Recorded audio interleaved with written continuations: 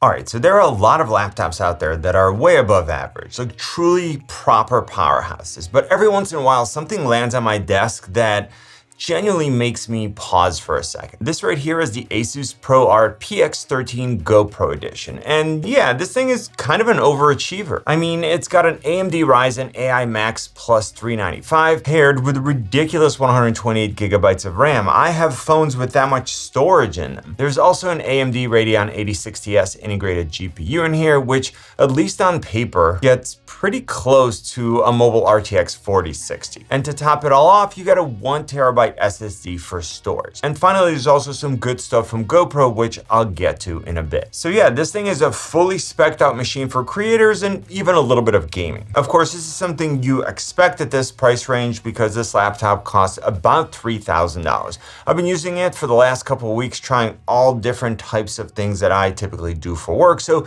stick around because this one is actually pretty interesting. Now, before we get to the design, I want to quickly talk about this case that you get in the box. It's a hard shell case. It's very much in a GoPro style, and it can fit the laptop, your charging accessories, and even a GoPro along with it. But more importantly, it's actually well built. Like, this feels like something that can take a bit of abuse and still keep the laptop safe if you accidentally drop it. Now, coming to the laptop itself, this is as subtle as it gets in terms of looks. And honestly, I really like this shade of black. The GoPro elements are nicely worked in as well. You've got these ridges on the lid, which are part of GoPro's design language, but they also make it easier to grip when you're carrying the laptop around. You can open the laptop with one hand and the hinges feel extremely sturdy and they're quite smooth. And even at lower angles, there's no wobble or flex, which is always good to see. And there's kind of a bonus here because this is actually a 2-in-1. So you can flip the lid all the way around and then use it as a tablet if you want to, because it does have a touch screen. Now, despite all of the performance, which is packed inside, this is still a fairly compact machine. And I actually love that. It's easy to throw it in a backpack and carry it around, whether you're working out of a coffee shop or just moving between locations. Now, moving on to the ports, the ProArt PX13 is actually quite well equipped for productivity users and creators. And I really only have one gripe here. So on the left, you've got a proprietary charging port, a full-size HDMI, a USB 4 Type-C port with power delivery that can take up to 130 watts of charging. So you can always charge through that port if you want. We've got an audio jack and a small LED indicator to let you know the charging status. Now on the right, there's another fast Type-C port, a USB-A port, and a micro SD card reader, which sits right next to the power button that also has an LED built in. But my only real complaint here is that we're missing a full-size SD card slot. Now for a laptop that's clearly aimed at content creators and video editors on the go, this would have been a really useful addition. Like, of course, you can always carry a dongle, but that just adds another thing to manage and it takes away from the whole idea of a clean, portable workflow. But maybe because this is a GoPro collaboration and GoPro cameras use micro SD cards,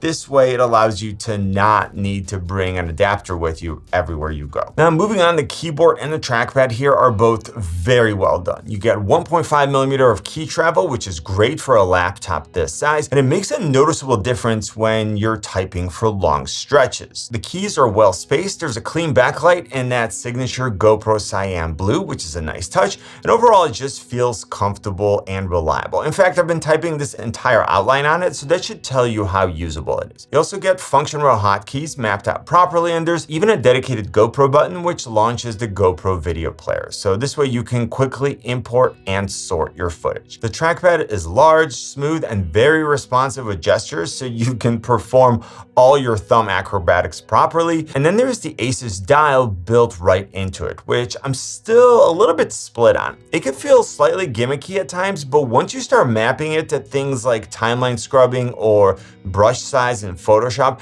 that's when I think it really becomes more productive and there are even more convenient functions outside of the creator workflow. It's not something that you absolutely need, but it's definitely a nice to have. So before we get into the meat of the video, here are the extras that you get with this laptop.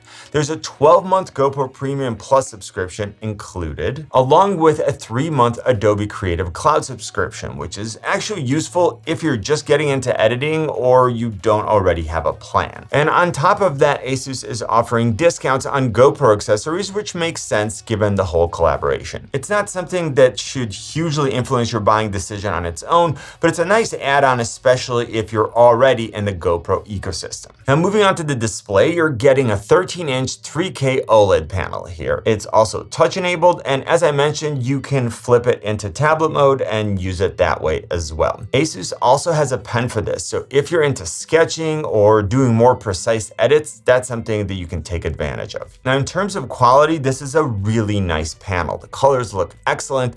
Blacks are properly deep, and overall, it just has that rich OLED look, whether you're watching content or working on your footage. It also covers 100% of the DCI-P3 gamut, so for things like color grading, this is definitely a display that you can rely on. And by the way, viewing angles are solid, so no real issues there either. Brightness is good for indoor use, but if you're sitting outdoors, especially under harsh sunlight, it can start to feel a little bit limited. It's still usable, it's just not the brightest panel out there. The only real downside for me here is the 60 Hz refresh rate. It's definitely not a deal breaker, especially for creator workflows, but if you're used to a 120 Hz panel like I am, you do feel the difference. And going back to 60 Hz just feels a bit less fluid in day-to-day use, but again, this is more of a personal thing. For most people using this for editing or content creation, it's not gonna matter. Now let's talk about performance. So this is running on the Ryzen AI Max Plus 395, which is a 16-core chip paired with the Radeon 8060S iGPU. And in day-to-day use, this thing just flies.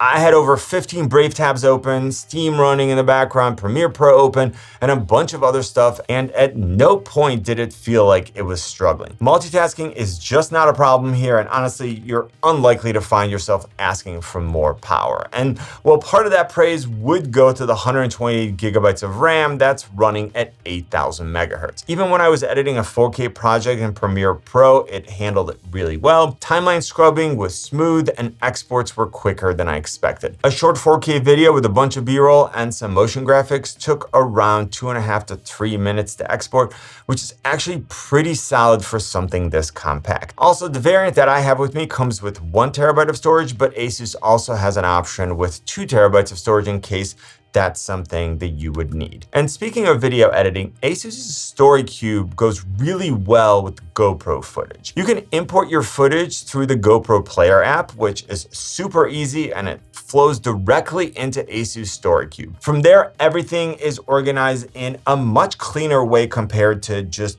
digging through folders. You can quickly preview clips, sort them, and even do basic edits like trimming or selecting shots before moving into your main editor. Now, this isn't trying to replace something like Premiere Pro or DaVinci Resolve, and it doesn't need to. Think of it more as a staging area. It helps you get through the messy part of managing footage a lot faster. And it's super cool that the AI in the app lets you view footage by location, on a timeline, by device. There's a ton of flexibility there. Now, coming back to the performance, what I saw in real use pretty much lines up with the benchmarks. I ran everything in standard mode through the ProArt Creator Hub, which is basically ASUS's version of a control center for creators.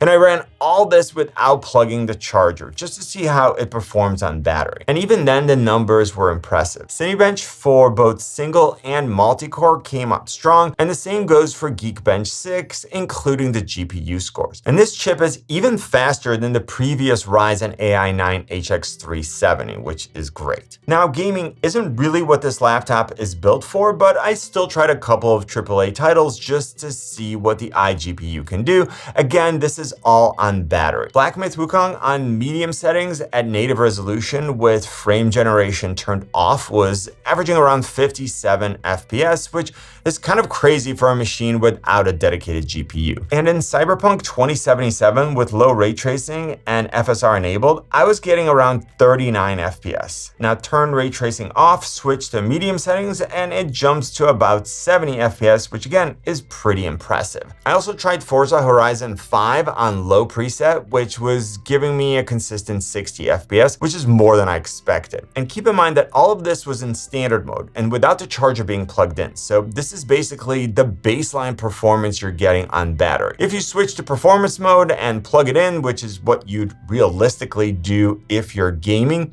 then you can push this even farther and get noticeably better performance out of it. So overall, this iGPU is neck and neck with the RTX 4060, sometimes better, and it allows for such a small form factor. Now, moving on to battery life, for the kind of performance that this laptop is packing, it actually holds up fairly well. In my usage, which included a mix of browsing, a little bit of editing, and general multitasking, I was getting somewhere around 9 to 10 hours, which is a full workday. If you're sticking to lighter workloads, you can stretch it a little bit more, but once you start pushing it with exports or heavier edits, the drop is noticeable, which again is expected since it runs at higher TDPs. Now, charging is pretty flexible here. You get a bundled 200-watt charger with the proprietary port that I talked about, but it also supports USB-C charging through the Type-C port. So if you're traveling, you can get away with carrying just one charger from multiple devices, which is always convenient. So at the end of the day, the ASUS ProArt PX13 GoPro Edition is a very well thought out machine. If you're someone who's constantly shooting on the go and you need a compact yet powerful setup to edit and manage your footage, this fits that use case really well. The performance is excellent, the form factor is easy to live with, and the whole GoPro workflow integration actually adds a layer of convenience for GoPro users. Yes, it's definitely a premium device and it's not going to be for everyone, but if you fall into that target audience, this is one of those laptops that just makes your workflow simpler without compromising on power. It's not trying to replace your main workstation, but as a portable editing setup, it's very easy to recommend. So that was the ASUS ProArt PX13 GoPro Edition. If you guys enjoyed detailed and in-depth reviews of laptops, please let me know in the comment section. You know what I always say, buy it nice or buy it twice. Good luck and see you soon.